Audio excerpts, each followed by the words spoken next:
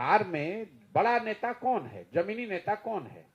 जो सबसे बड़ा मूर्ख है, जिसको ना भाषा का ज्ञान है ना विषय का ज्ञान है, वो यहाँ का नेता है। पदयात्रा के मूल तो 3 उद्देश्य हैं। पहला उद्देश्य ये है कि बिहार में जो बदहाली है, गरीबी है, पिछड़ापन है, इसकी मूल में हमारी समस्या यहाँ ये है कि लोग जिन समस्याओं से बरसों से जूझ रहे हैं, पीड़ित हैं, वो उन समस्याओं के बारे में जानते हैं। वो ये भी जानते हैं कि इसके लिए दोषी कौन है, क्या करने से ये सुधार हो सकता है। लेकिन ये सारी बातों की जानकारी होने के बावजूद यहाँ के लोग अपनी समस्याओं पर वोट नहीं करते हैं। 5 साल वो समस्याओं से जूझते हैं, उस पर चर्चा करते हैं, उस पर अपना गुस्सा जाहिर करते हैं, लेकिन जब वो वोट करने जाते हैं तो वोट अपनी समस्याओं को छोड़कर अपनी जाति के आधार पर या धर्म के आधार पर या लालू जी के डर से भाजपा को और भाजपा के डर से लालू जी को वोट करते हैं। तो पदयात्रा का पहला उद्देश्य है कि समाज को पहले इस बात के लिए समाज में चेतना जगाई जाए, उनको ये समझाया जाए, सिखाया जाए कि जब तक आप अपनी और अपने बच्चों के भविष्य के लिए वोट नहीं करेंगे, अपनी समस्याओं के लिए वोट नहीं करेंगे, तब तक आप वोट चाहे किसी भी दल, किसी नेता को दे दीजिए, आपकी समस्याओं का समाधान होने वाला नहीं है। लोकतंत्र में आप किसको वोट देते हैं, इससे ज्यादा जरूरी यह है कि आप किस बात के लिए वोट देते हैं। तो पहला जो पदयात्रा का उद्देश्य है कि गांव-गांव जाएं और छोटी-छोटी सभाएं करके लोगों को बैठाकर रोड के किनारे, नुक्कड़ सभाओं में, उनके घरों पर, विद्यालयों में जाकर ये समझाया जाए कि भाई बिहार की दुर्दशा को अगर सुधारना है तो कम से कम एक बार आप ये संकल्प लीजिए कि अगली बार जब आप वोट देंगे तो वोट किसी दल, जाति, नेता के आधार पर नहीं, वोट आप अपने और अपने बच्चों के भविष्य के लिए देंगे। और वो काम हम लोग कर रहे हैं। 4000 से ज्यादा गांवों में जाकर मैंने इस तरह की सभा खुद से आयोजित करी है, खुद से मैंने कंडक्ट किया है। दूसरा पदयात्रा का उद्देश्य है कि लोग ये बताते हैं कि अगर भाई हम लोग वोट अच्छे आदमी को देना भी चाहें तो विकल्प हमारे पास है कहाँ। यहाँ तो सिर्फ 2 ही दल है और दोनों दलों को लोगों ने हर तरीके से जांच परख लिया है। तो विकल्प के अभाव में, मजबूरी में किसी गलत व्यक्ति, दल को वोट न करना पड़े, इसके लिए एक नया राजनीतिक विकल्प यहाँ बनाया जाए। और वो पदयात्रा का दूसरा उद्देश्य है कि पदयात्रा के दौरान समाज की मदद से, समाज से सलाह मशवरा करके ऐसे सारे लोगों को ढूंढ कर निकाला जाए जो ये समझते हैं कि बिहार में एक नए दल, नए विकल्प की जरूरत है और उसको बनाने में भागीदार बनना चाहते हैं, उसके संस्थापक बनना चाहते हैं, बनाने वाला बनना चाहते हैं। और तीसरा जो पदयात्रा का उद्देश्य है कि अगर समाज सही लोगों को वोट करने को मुद्दों पर तैयार हो जाए, उनके सामने एक बेहतर विकल्प हो, वो चुनकर आ भी जाए, तो भी बिहार के विकास के लिए जरूरी है कि जो लोग चुनकर आए उनके पास बिहार के विकास की एक सोची समझी योजना हो।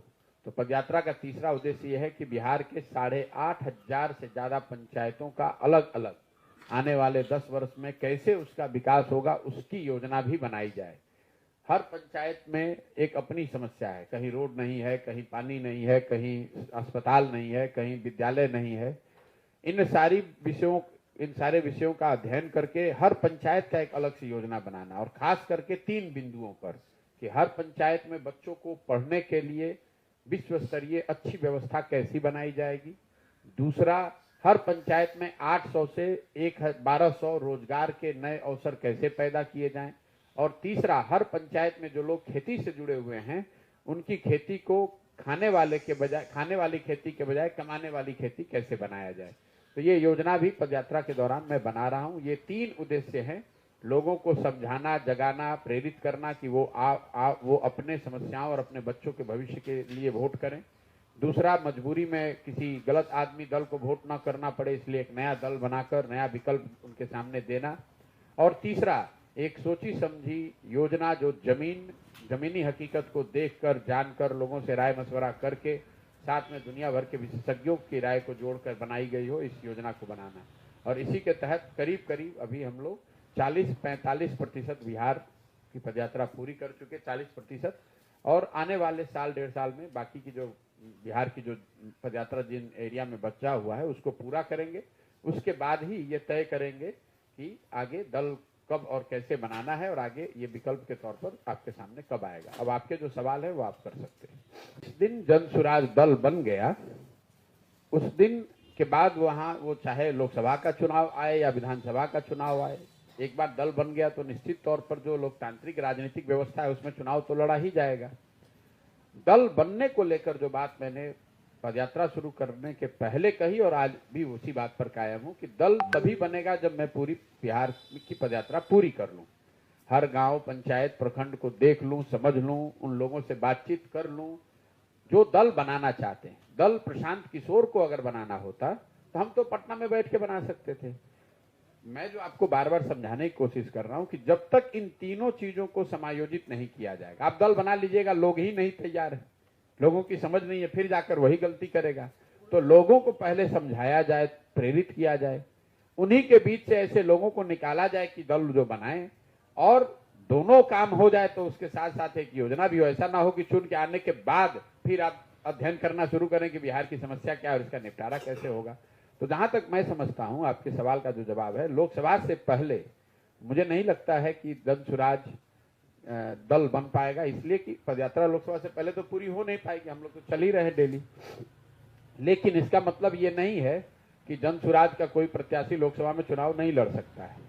जैसे आपने देखा पिछले जब पदयात्रा शुरू हुई, 5 जिलों में पदयात्रा खत्म हुई तो निर्दलीय के तौर पर जनसुराज परिवार का एक साथी चुनाव लड़ा, जनसुराज की ओर से उसकी मदद की गई और वो प्रत्याशी एमएलसी में जीत कर भी आए।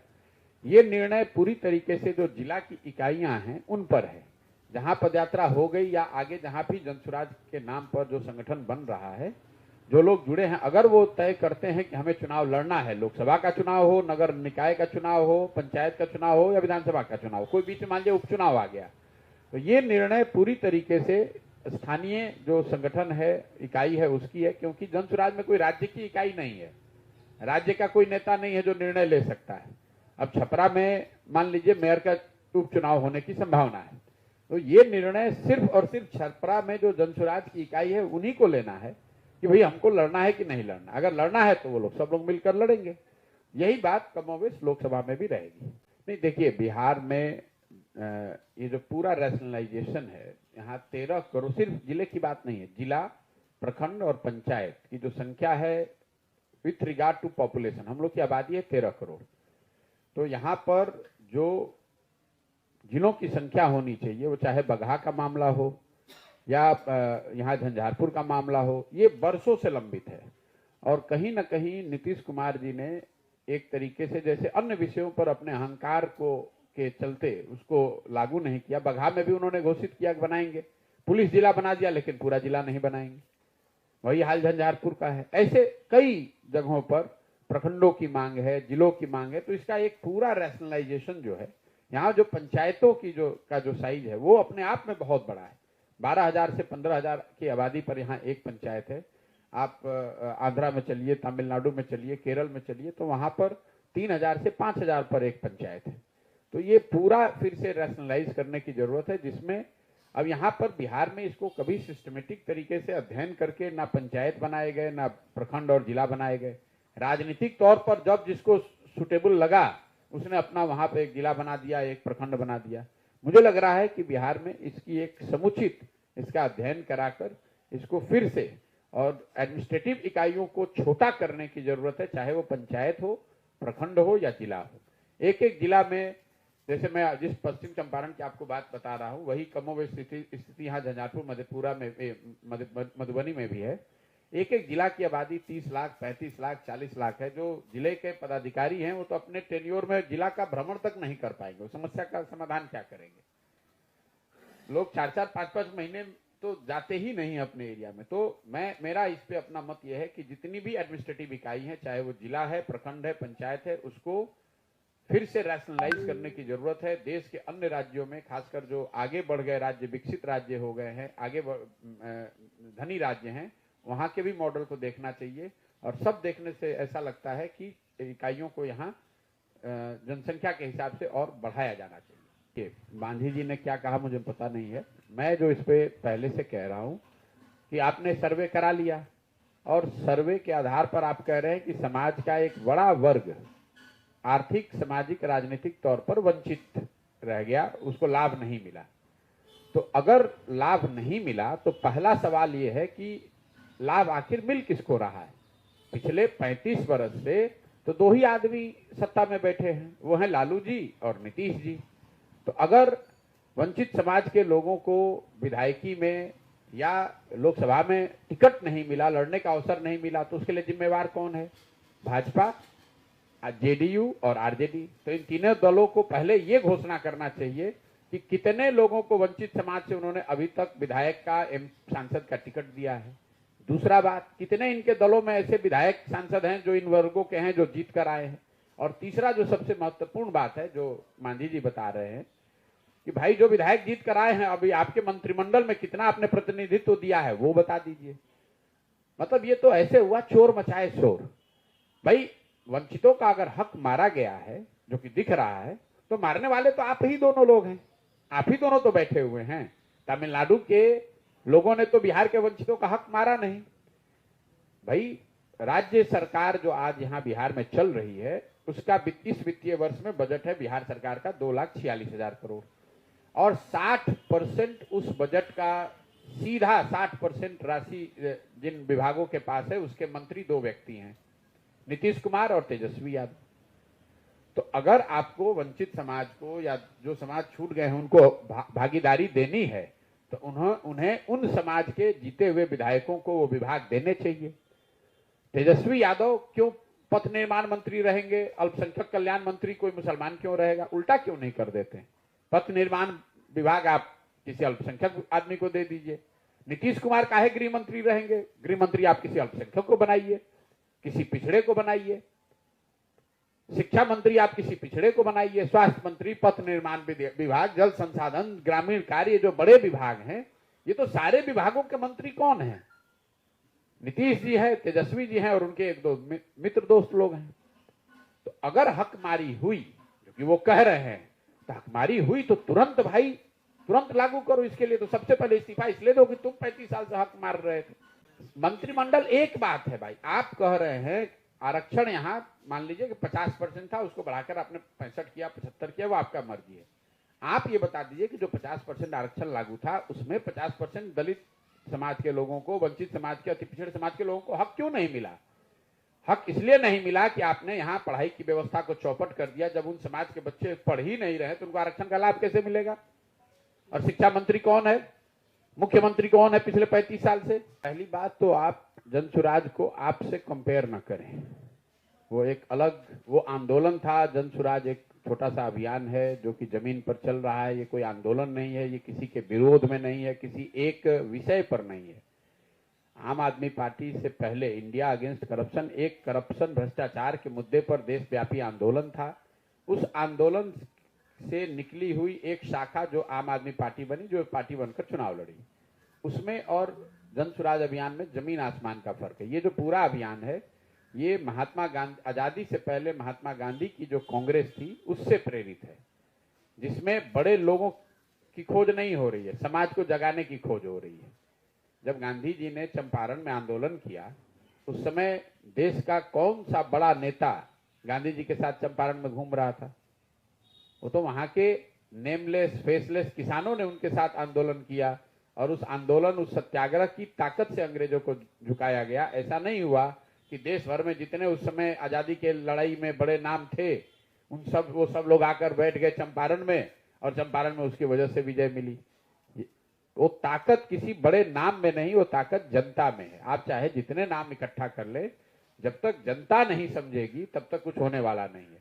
दूसरा, आपने कहा कि बड़े नाम का इंतजार कर रहे हैं, तो बिहार में आप जिसको बड़ा और अच्छा, जिसको आप बड़ा मानते हैं और समाज अच्छा मानता है, वो नाम आप हमको दे दीजिए, हम कल ज्वाइन करा देते हैं। कौन सा यहाँ बड़ा नाम है जिसको समाज अच्छा मानता है? वो नाम आप हमको दे दीजिए। और मैं अभी मधुबनी में ही 10 दिन हूँ, 10 दिन के अंदर अंदर मैं दावा कर रहा हूँ, उसको मैं जनसुराज के प्लेटफॉर्म से जोड़ दूंगा। लेकिन भाई जिसको आप बड़ा मानते हैं, वो तो इतना दागदार है कि उसको जोड़ने का फायदा ही नहीं। उसको जोड़ दिया तो फिर इस अभियान का फायदा ही क्या है? बिहार में बड़ा नेता कौन है? जमीनी नेता कौन है? जो सबसे बड़ा मूर्ख है, जिसको ना भाषा का ज्ञान है, ना विषय का ज्ञान है, वो यहाँ का नेता है। जो शर्ट के ऊपर गंजी पहन ले, वो यहाँ का नेता है। जो बदमाशी करे, लूट मार करे, भ्रष्टाचार करे, चोरी करे, वो बड़ा नेता है। और आप कह रहे हैं कि वो बड़े लोग नहीं दिख रहे, तो मैं तो बहुत खुश हूं कि वो बड़े लोग नहीं दिख रहे। लेकिन अगर आपकी नजर में कोई ऐसा बड़ा नेता है जिस पर इस तरह के दाग नहीं है, या जिसको समाज समझता है कि नहीं ये बिहार के बहुत अच्छे व्यक्ति हैं, इनको जोड़ना चाहिए, बिल्कुल मैं उनके घर जाऊंगा, उनके पैर पे गिरूंगा, उनका दरवाजा खटखटाऊंगा और उनको इस अभियान से जोड़ूंगा। भाई पहली बात, शराबबंदी पर मैंने धीरे धीरे बोलना इसलिए बंद कर दिया है कि पत्रकारों ने, समाज ने, सबने मान लिया है कि ये बिल्कुल बेकार बात है शराबबंदी की बात करना। शराबबंदी करके कोई चीज बिहार में है नहीं। लेकिन इसकी जो तीन महत्व, चूंकि आपने सवाल उठाया, तीन बातों को आप समझिए। किसी भी नीति को लागू करने के लिए आपको ये देखना चाहिए कि क्या दुनिया में कहीं कोई ऐसा प्रमाण है कि शराबबंदी के जरिए किसी राज्य, किसी देश, किसी समाज का आर्थिक सामाजिक उत्थान हुआ हो। दुनिया में ऐसा कोई प्रमाण नहीं है। भारत नहीं, दुनिया में कोई ऐसा प्रमाण नहीं है कि किसी राज्य ने, किसी समाज ने शराबबंदी के जरिए अपना आर्थिक, सामाजिक, नैतिक उत्थान किया हो। दूसरा तर्क ये दिया गया कि शराबबंदी इसलिए लागू किया जा रहा है क्योंकि महात्मा गांधी ऐसा चाहते थे। मैंने इसका भी खंडन किया है। जो लोग भी महात्मा गांधी को पढ़े हैं, समझते हैं, महात्मा गांधी ने शराबबंदी को एक सामाजिक प्रयास के तौर पर उसकी बात कही है। राजनीतिक कानून की बात उन्होंने, सरकारी कानून की बात नहीं कही है। उन्होंने ये कहा कि सरकारों को, समाज को ये काम करना चाहिए इस दिशा में कि शराब लोग न पिए। लेकिन गांधी जी ने यह भी कहा कि लोगों को प्रयास करना चाहिए कि वेजिटेरियन रहिए। कल होकर उसी आधार पर अगर सरकार ये कानून बना दे कि जो नॉन वेजिटेरियन खाएगा उसके घर पर छापा पड़ेगा, उसको जेल में डाल दिया जाएगा, और फिर कहेगा गांधी जी ऐसा कह रहे थे। भाई गांधी जी ने ये नहीं कहा था।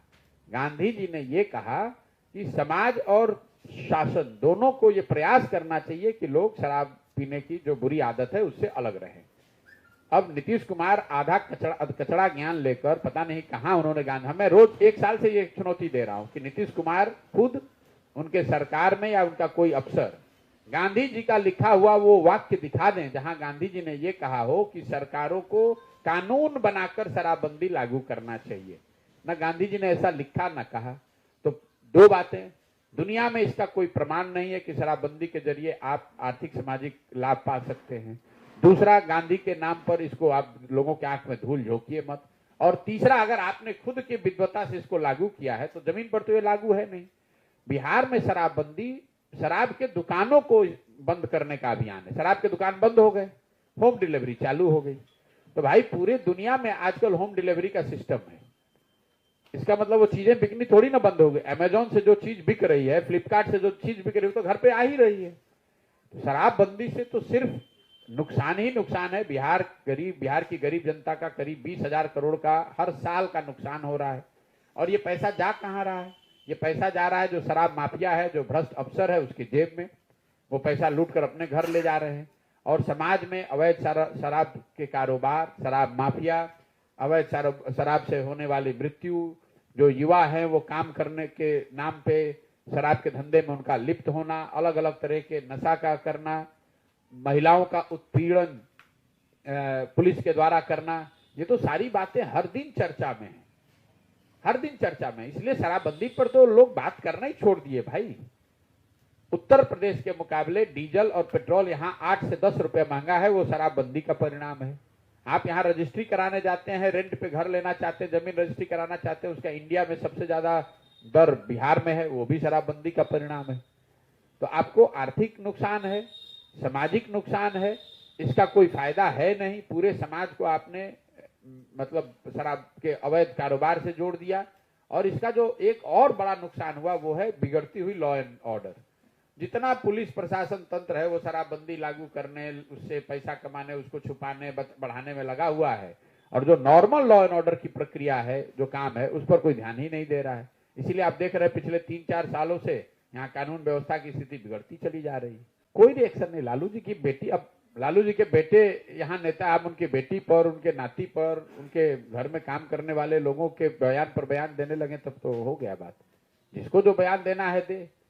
मैंने जो बात कही उसको रोज रिपीट कर रहा हूँ, आज फिर से रिपीट कर दे रहा हूँ। हमने ये नहीं कहा है कि तेजस्वी यादव अच्छे हैं, खराब हैं, ज्ञानी हैं, मूर्ख हैं। हमने ये कहा कि उनकी पहचान बस इतनी है कि वो लालू यादव के लड़के हैं, क्योंकि उन्होंने 9वीं फेल है। अगर नहीं है तो बता दें कैमरे पर कि नहीं है भाई, हम पीएचडी किए हुए हैं। मैंने क्रिकेट की बात कही भाई, पत्रकारों ने कहा कि उनकी जब बात की तो मैंने कहा भाई उनकी पहचान क्या है? उनकी पहचान तो बस इतनी ही है कि भी वो लालू यादव के लड़के हैं। इसके अलावा पढ़ाई के क्षेत्र में, खेलकूद के क्षेत्र में, सामाजिक कार्यों के क्षेत्र में अगर उन्होंने कोई पराक्रम किया है तो वो बता दें, हम लोग भी उसको सीख लेंगे, उसको नोट कर लेंगे। वो तो खुद उछल रहे हैं वो लोग कि हम उनको अज्ञानी बता रहे। हम कहां बता रहे, हम तो खाली जो फैक्ट है वो बता रहे हैं। मान लीजिए कि हमारे बाबूजी डॉक्टर थे तो हम नहीं रोज कह रहे कि हमारे बाबूजी डॉक्टर थे, हमारे दादा बैलगाड़ी चलाते हैं, हम तो रोज कहते हैं।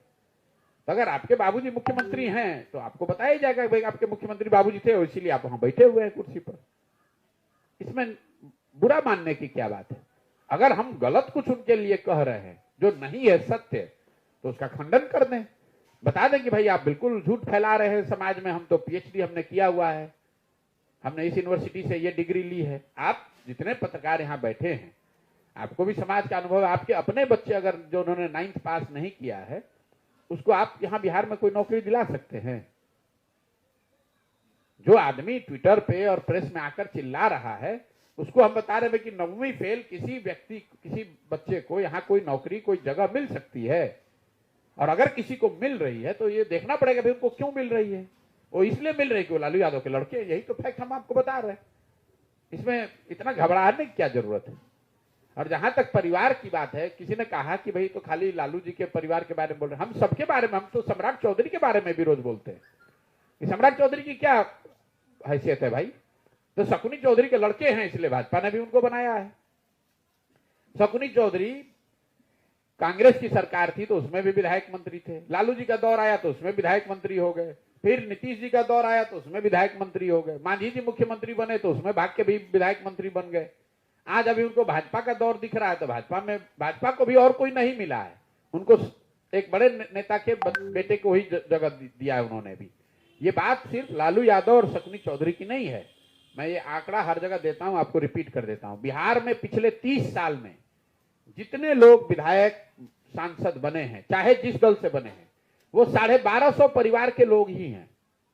बिहार में 13 करोड़ आबादी है, करीब 3.5 करोड़ परिवार यहाँ रहते हैं, लेकिन राजनीतिक तौर पर विधायक सांसद बनने का अधिकार यहाँ पर अभी तक सिर्फ 1250 परिवार के लोगों को ही है।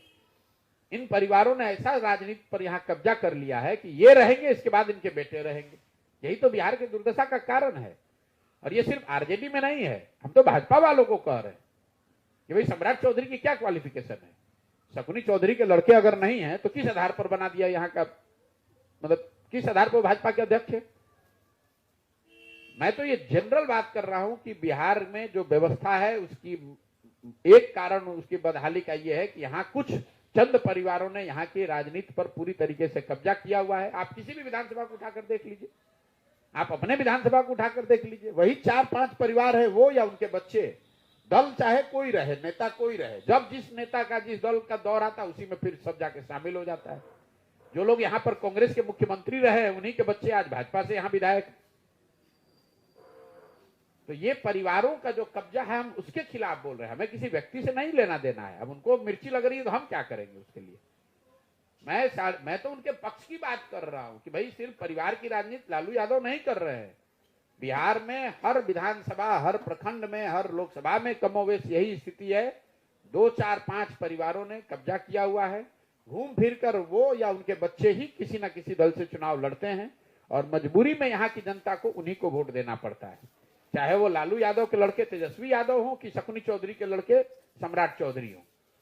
कोई ऐसा नहीं है जो अपने बल पर आया हो। अपने बल पर लालू जी आए थे तो ठीक है, अपने बल पर नीतीश जी आए वो ठीक है, लेकिन सम्राट चौधरी तो अपने, सम्राट चौधरी की यही तो पहचान है भाई कि शकुनी चौधरी के लड़के हैं तो भाजपा ने बना दिया उनको नेता। नहीं तो आप मुझे बताइए बिहार में उन्होंने कौन सा पराक्रम सम्राट चौधरी ने किया है? राजनीतिक कैरियर उनको भाजपा को और कोई नहीं मिला। वो लोग भी वही जाति देखता है और देखता है कि कोई बड़े बाप का बड़ा नाम चेहरा है, उसको बना दो और उसका नाम, उसी नाम पर वोट लेते रहो। हम तो आरजेडी बेकार उछल रही है, इन लोग को आदत है बिना बात को समझे हुए कुछ भी बोलने का। हम जो बोल रहे हैं आप उसको सत्य के आधार पर काट दीजिए कि नहीं भाई आप प्रशांत किशोर झूठ समाज को गुमराह कर रहे हैं। तेजस्वी यादव नौवा कहां फैले थे, उन्होंने पीएचडी कर लिया।